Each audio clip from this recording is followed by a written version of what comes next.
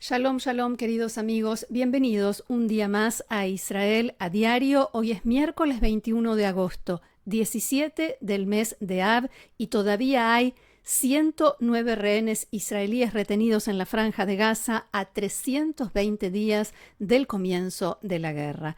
La mañana de hoy en Israel, la hora del primer café y la lectura de los diarios, se presentó nublada en el cielo y en el corazón. Todas las primeras planas de hoy traen las fotos de los 6 rehenes israelíes cuyos cuerpos sin vida fueron rescatados ayer en un operativo de Tzal, el ejército de Israel, y todas coinciden en que la historia pudo haber sido diferente. Aquí vemos las tapas de los diarios de hoy y allí los vemos a ellos: Yagev Buchstab, Nadav Poplevel, Alexander Danzig, Abraham Munder, Yoram Metzger y Haim Peri. Y Yediot Aharonot abre su edición de hoy con un titular que es una cita, en realidad, entre comillas, de Esther Buchstab, madre de Yagev, cuyo cuerpo es uno de los que, como mencionamos, fue traído ayer a Israel. Y dice lo siguiente: mi hijo fue secuestrado con vida, fue abandonado a su suerte y asesinado en cautiverio. Ayúdennos a traer a todos los que quedan allí con vida. Vamos ahora a Maariv, que nos muestra la imagen de una de las protestas que hubo ayer. Los manifestantes están sentados en la calle con los ojos vendados y las manos atadas, como están o como estuvieron en algún momento, sin duda, los rehenes en la Franja de Gaza, y detrás de ellos hay 2 carteles. En el más grande se lee: un acuerdo los habría salvado, y en el más pequeño, que sostiene uno de los manifestantes en la mano, Slijá, perdón. El titular decía Kabod Aharon, el último honor, el último homenaje. Israel Hayom titula con sufrimiento, tormento físico y psicológico, y destaca a los efectivos de Tzal y el servicio de seguridad que rescataron los cuerpos de los 6 rehenes detrás de un muro dentro de un túnel. Ya vamos a ver enseguida los detalles, a 10 metros de profundidad. La oportunidad perdida y el dolor: fueron secuestrados con vida y sobrevivieron largos meses en cautiverio de Hamás, dice el diario. En este punto, varios medios recordaron esta mañana las circunstancias en las que finalizó el proceso de liberación de rehenes israelíes en diciembre pasado, después del acuerdo de noviembre. Recordemos que Hamás liberó niños y adolescentes, algunas mujeres, y en el momento en que tenía que seguir liberando mujeres, empezó con sus manipulaciones, juegos, decían algunos hoy en los medios israelíes, y en este punto Hamás se negó a terminar de liberar a las mujeres que quedaban, y ofreció sí liberar a los hombres mayores y enfermos, que son 5 de los que volvieron ayer sin vida. El gabinete de guerra se reunió en ese momento. El entonces ministro, integrante del gabinete de guerra y también del partido que preside Benny Gantz, el ex comandante en jefe de Tzal, Gadi Eisenkot, declaró abiertamente: hay que liberar a todo aquel que se pueda. El gabinete discutió. El dilema obviamente no fue nada sencillo. Ahora sabemos cuál fue el final. En ese momento no se sabía, y sin embargo decidió que quedaba por terminado el acuerdo si Hamás no liberaba a las mujeres, y rechazó que fueran reemplazadas por los hombres mayores. Algunos analistas decían esta mañana que en esta decisión del primer ministro Netanyahu también hubo un componente político, que definen como la presión que estaban ejerciendo los miembros del ala de extrema derecha de su gobierno, los ministros Itamar Ben-Gvir y Bezalel Smotrich, que lo presionaban para que el ejército volviera a combatir y que se le enseñara una lección, dicho esto entre comillas, a Hamás. Si no cumple las pautas, entonces no hay acuerdo. Por último, el diario señala en la bajada de este titular: después de la declaración de Blinken sobre el consentimiento de Netanyahu para que haya acuerdo, el primer ministro aclaró: se hacen esfuerzos, no es seguro que se vaya a lograr. De que hablamos sobre la declaración de Blinken, lo mencionábamos también ayer. Antony Blinken, el secretario de Estado norteamericano, estuvo aquí en Israel, sigue de gira en Medio Oriente y aquí, después de reunirse con el primer ministro Benjamin Netanyahu, dijo que Netanyahu le manifestó su consentimiento a la última propuesta norteamericana de acuerdo. Pasamos al diario Haaretz, que en este último punto agrega en su primera plana de hoy una cita de una fuente involucrada en las negociaciones, abro comillas, Netanyahu nuevamente destroza las conversaciones. Sobre esto vamos a hablar en algunos instantes. No solamente los medios israelíes lo mencionan hoy, también en Estados Unidos. En las últimas horas se conocieron más detalles sobre el operativo de rescate de los cuerpos y así lo explica hoy el diario Maariv.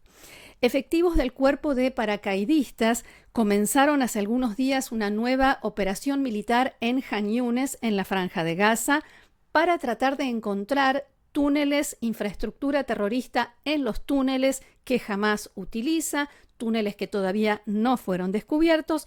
Mientras tanto, el Servicio de Seguridad estaba acumulando información de inteligencia sobre este plan de Hamás, que ya evidentemente se estaba concretando, de esconder cuerpos de rehenes israelíes muertos en esos túneles.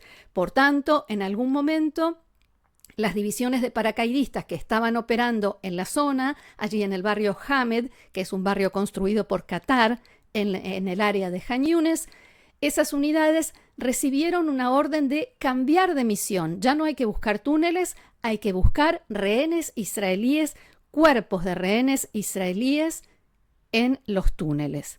Los paracaidistas se dividieron en 4 grupos y dividieron la zona también en 4 partes. Algunos de los soldados vieron algunas señales que les indicaron que 3 de esos túneles podían ser probablemente el lugar donde estaban los cuerpos de los rehenes.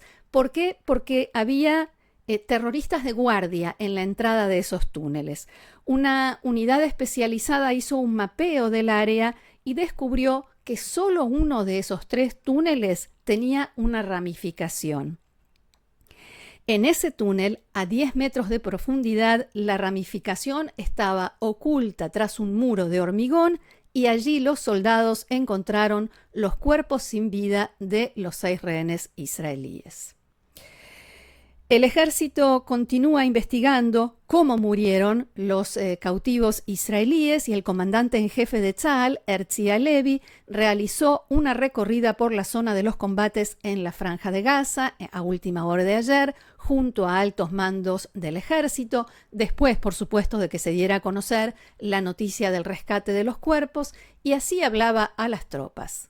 הלילה, במבצע שהוא לא מקרי, על בסיס מודיעין שעקבו אחריו הרבה מאוד זמן והוא הלך והתפתח, היה לנו מידע על מקום שנמצאים בו חללים קבורים שלנו שנחטפו, וההליכה להביא אותם ממנהרה 10 מטרים מתחת האדמה, להגיע, לחפור, לאתר את המנהרה, להיכנס ולהביא אנשים שלנו שהיינו מאוד רוצים להביא אותם בחיים, אבל גם להביא חלל לקבר ישראל זה דבר מאוד מאוד חשוב, זו מטרה, ואנחנו היום בלילה על 6 השלמנו את המלאכה הזו. יש לנו נחישות רבה מאוד להילחם בחמאס, נחישות רבה מאוד להשיב את כל החטופים בחיים, את כל מי שאפשר, ואנחנו גם נהיה מאוד מאוד נחושים ונתמיד להביא גם את החללים חזרה לקבר ישראל.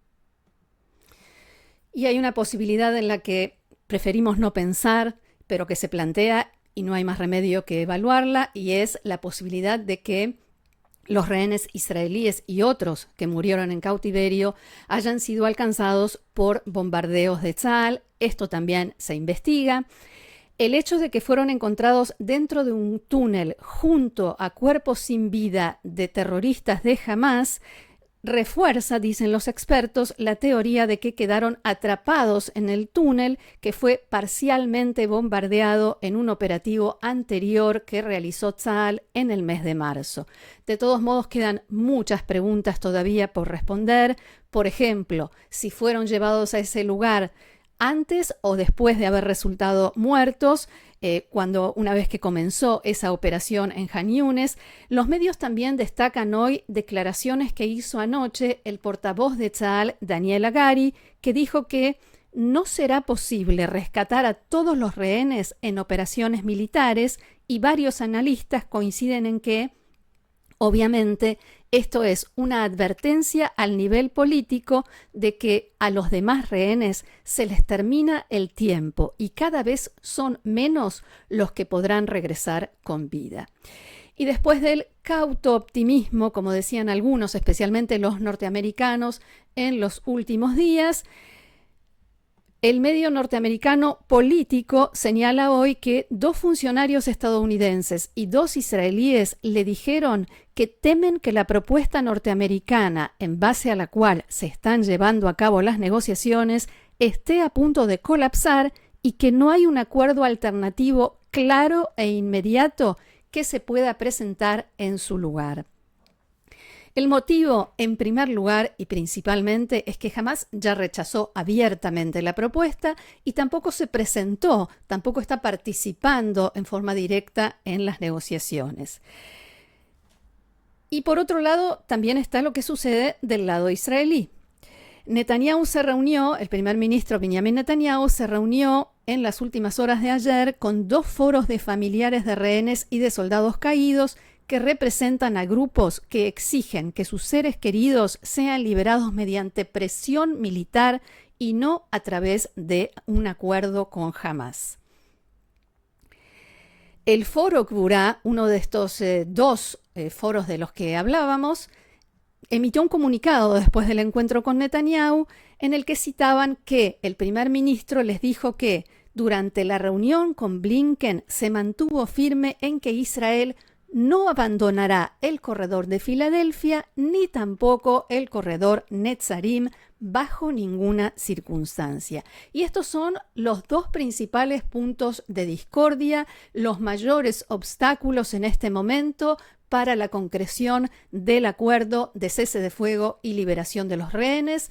El corredor Filadelfia, en el corredor Filadelfia, el primer ministro explica que quiere impedir el contrabando de armas de Egipto a Hamás, y en el corredor Netzarim quiere impedir que, junto con los desplazados gazatíes que quieren regresar hacia el norte de la franja, también se infiltren hombres armados de Hamás y terroristas de otras agrupaciones.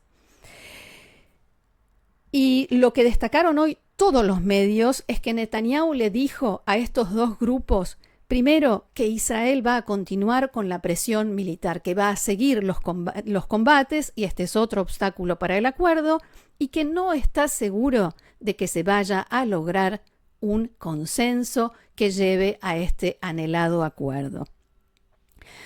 Otra declaración que resonó fuerte en las últimas horas fue la de Einab Zangauker, madre de Matan, que es uno de los 109 rehenes que están todavía en la Franja de Gaza, que relató ayer una conversación privada que tuvo con el jefe del Mossad, David Barnea, que, según su testimonio, Barnea le dijo que, desafortunadamente, en la actual constelación política es imposible llegar a un acuerdo para liberar a los rehenes, en referencia a la presión, por supuesto, que ejercen los miembros del ala de extrema derecha del gobierno.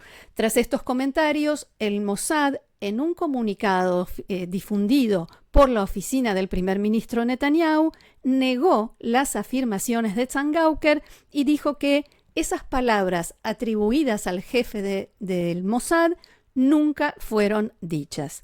Zangauker, por su parte, insistió en varias entrevistas en televisión y en radio en que esa es la verdad y que David Barnea sí le dijo eso que ella repetía todo el día en los distintos medios. Los funcionarios de la administración Biden que citaba el medio norteamericano Político dicen que el gobierno estadounidense quiere lograr el acuerdo entre Israel y Hamás, no solamente para liberar a los rehenes y para lograr un cese de fuego entre Israel y Hamás, sino también para evitar una mayor escalada entre Israel y Hezbolá en el norte del país, porque los dos conflictos están directamente relacionados y si los dos aumentan, dice la nota, también se incrementa la posibilidad de que Irán cumpla su amenaza de atacar a Israel. Y esto nos lleva al siguiente tema, la situación en el norte de Israel. Ayer hablábamos de una ofensiva de la Fuerza Aérea Israelí en lo profundo del Líbano, no junto a la frontera, donde había depósitos de armas de Hezbolá. La organización terrorista respondió con el disparo de al menos 115 cohetes y varios drones a lo largo de todo el día de ayer, también contra localidades israelíes que no fueron evacuadas. Anoche, el ministro de Defensa, Yoav Gallant, visitó la zona de la frontera entre Israel y el Líbano y dijo que el centro de gravedad de la guerra se está moviendo de norte a sur. También esta mañana se informó que durante la noche aviones de la Fuerza Aérea Israelí bombardearon depósitos de armas de Hezbolá y un complejo perteneciente al sistema de defensa aérea de la agrupación. La ofensiva se produjo en el valle del Líbano, a una distancia de aproximadamente 100 kilómetros de Israel. Y como siempre, llegó después la respuesta de Hezbolá, que a primera hora de la mañana de hoy disparó 50 misiles hacia Katzrin y las localidades aledañas. Un hombre de unos 30 años de edad sufrió heridas de mediana consideración por el impacto de esquirlas y además 5 edificios fueron alcanzados por los misiles de Hezbolá, entre ellos una casa que recibió el impacto directo de un proyectil. En varios lugares de la zona se produjeron incendios. Durante la mañana, los habitantes del Golán y de la Alta Galilea recibieron instrucciones de permanecer cerca de los espacios protegidos o del refugio, mientras el ejército responde, también a esta hora, con disparos hacia el lugar desde donde fueron lanzados los misiles. Y es evidente que Hezbolá está extendiendo el área hacia donde dispara, incluso más cerca del mediodía de hoy, llegó hasta el norte del Kinneret. Y está respondiendo también con disparos hacia localidades civiles, apuntando a los civiles israelíes en respuesta a los disparos que hizo Israel a sus depósitos de armas y de explosivos que Hezbolá intencionalmente ubica en áreas pobladas por civiles. También se anunció que Israel procedió a la eliminación selectiva de un agente que en este caso no era de Hezbolá, sino palestino, en la localidad de Sidón, en el Líbano. Y según el medio Al Arabia, el medio saudita Al Arabia, el ataque fue en la ciudad libanesa de Sidón, en un barrio residencial. El agente es Khalil al-Makdaj, que se desplazaba en una motocicleta. Hay otras versiones a esta hora. Esta es la del medio saudita, como decía, Al Arabia. Khalil al-Makdaj es hermano de Munir al-Makdaj, un conocido veterano oficial de Fatah.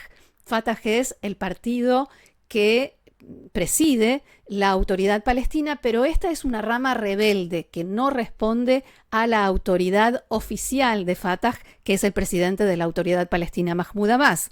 Los dos hermanos se dedicaban a organizar y activar células terroristas. También en el norte del país, la policía informó que logró impedir un ataque con botellas incendiarias contra automóviles en la ruta 85, cerca de Carmiel. El portavoz de la policía dijo que los efectivos que actuaron en el lugar evitaron una gran tragedia. Más información que no está en las primeras planas ni en los diarios de hoy. Esta mañana volvieron a registrarse incidentes en manifestaciones de judíos ultraortodoxos junto a la oficina de reclutamiento del ejército en Jerusalén. Las manifestaciones intentaban impedir que jóvenes ultraortodoxos que recibieron la primera orden de enrolamiento se presenten, ingresen al lugar. Hubo enfrentamientos, gritos, violencia, los manifestantes gritaban moriremos, pero no vamos a alistarnos, y por momentos también lograron bloquear el paso del tranvía de Jerusalén en la zona de la estación central. Radio Galei Tzahal informó que en la oficina de reclutamiento dieron instrucciones a los soldados para que no se presenten hoy, a menos que su presencia sea imprescindible, para evitar que sean atacados por los manifestantes ultraortodoxos. Hasta aquí nuestro reporte de hoy. Muchísimas gracias por habernos acompañado. Los invito, como siempre, a compartir, a difundir el canal, a suscribirse y nos reencontramos mañana. Muchísimas gracias. Que tengamos buenas noticias. Shalom.